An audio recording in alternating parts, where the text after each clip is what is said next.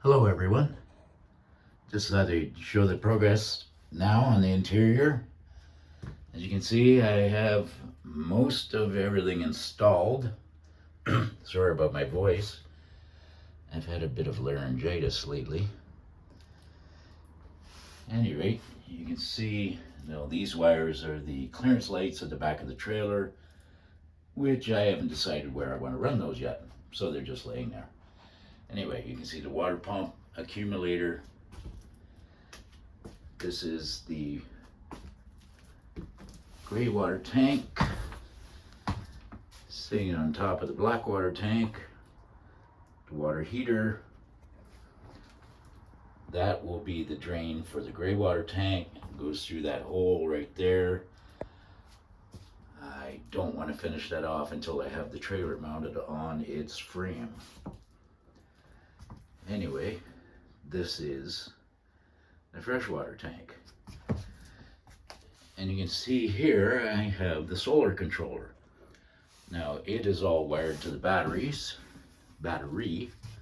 This is a 300 amp hour PowerRic lithium iron battery, which should work great.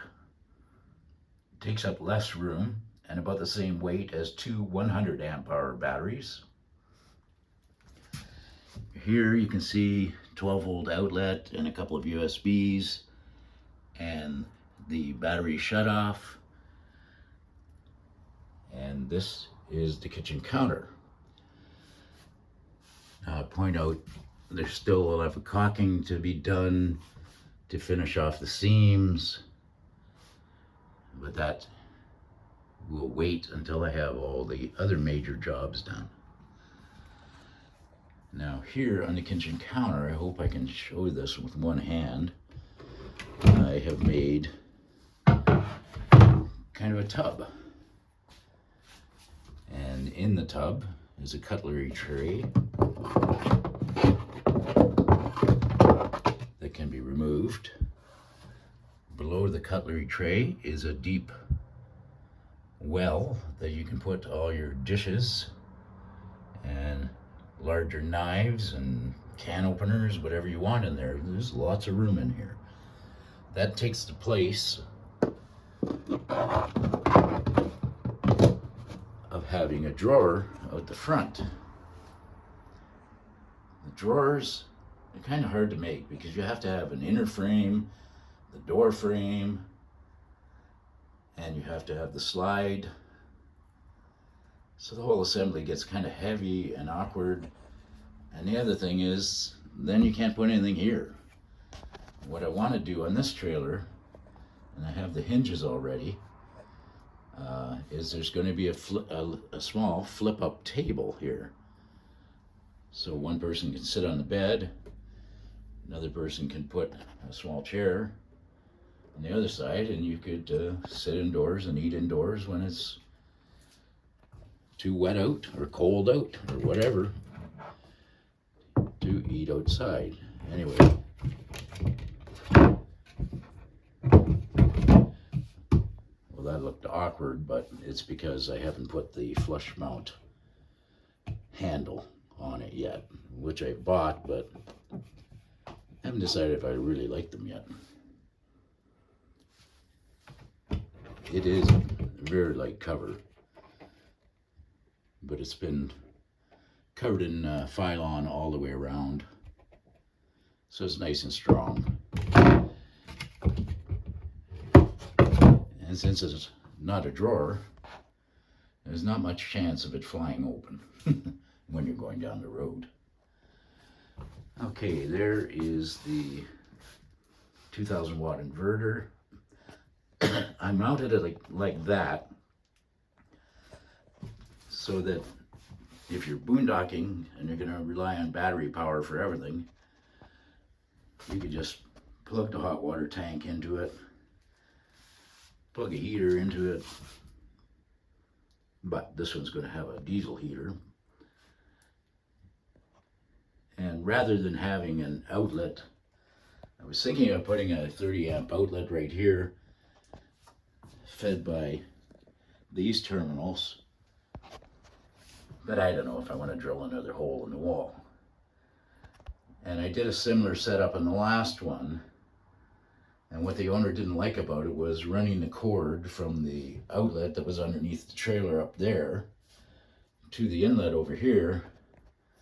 Kind of gave it away that he was sleeping in the trailer. So he started running cords from the inverter that was up under this area to everything he wanted to run off the battery pack, so that nobody would know that he's inside. So I don't know. I think I'll do that. I think that's a better idea. We've got 3 outlets here. Lots of power. This also has a remote, but I really don't see the point of the remote in this case, because this bed area is going to be hinged. And as you can see, there's going to be lots of storage area in this trailer. Whether I just put tubs down there or just leave it the way it is. But the only thing that we have to be careful of is not blocking the air outlets of the panel. But that wouldn't be that hard to do.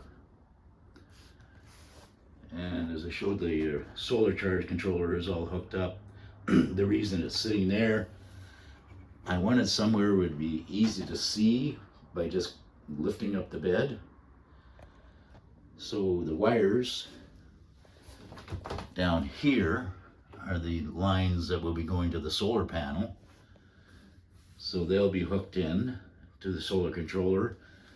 I'm just going to run a bead of glue on each side of it and stick it right to that tank. No screws, easily accessible. This is just a cheap solar controller. They seem to work okay. Most people will probably replace it with a Renagi, I would imagine. I do have a Renagi shunt I was going to put on this battery. When I ordered the battery, I didn't know it had Bluetooth. For the price to get this battery with Bluetooth,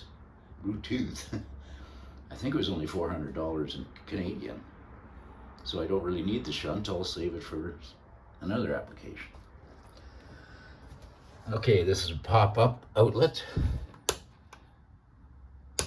Oh, the reason it's not working is I shut off the shore power inlet. So now, you see it's on. It has USB and USB-C outlets, as well as 2 110 volt outlets. And this is fed from an outlet that comes off this GFCI protected outlet, which also feeds the outdoor receptacle, so it's also GFCI protected. Now, the sink.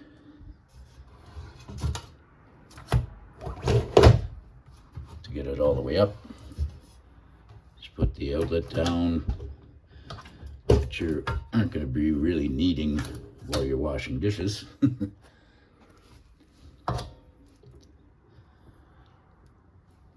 And it has a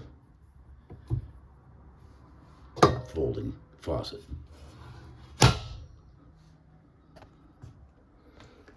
And there's a light switches, that's for the outdoor light, indoor lights, and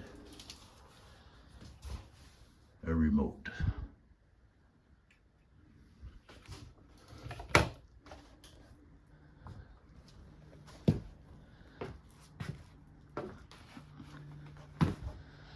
I had a viewer ask me about the door, how I make the doors.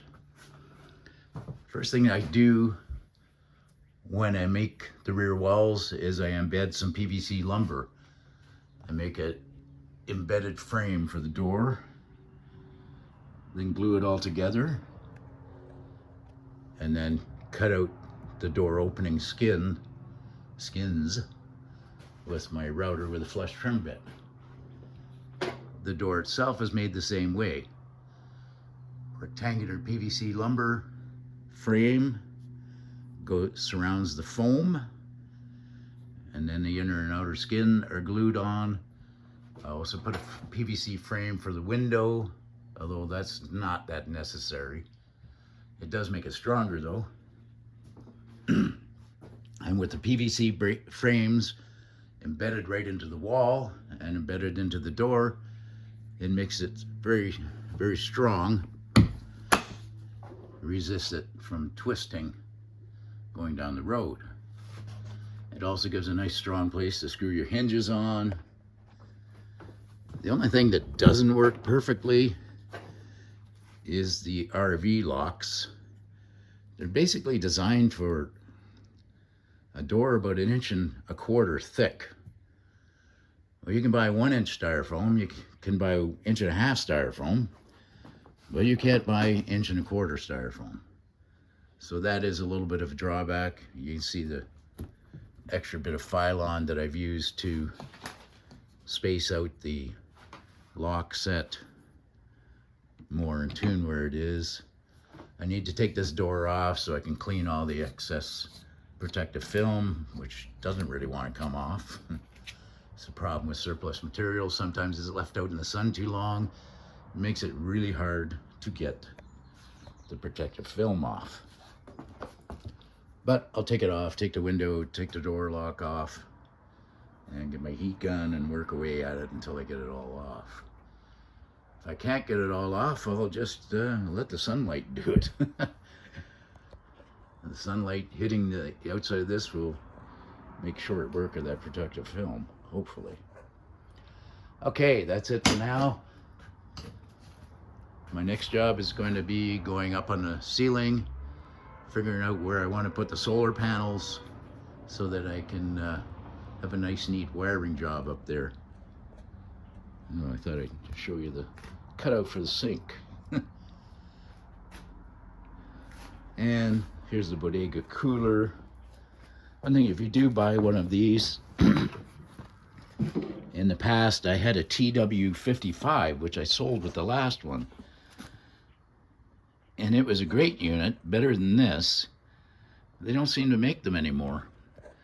The biggest drawback with this cooler, this bodega, is that has to be your freezer, and that has to be your fridge.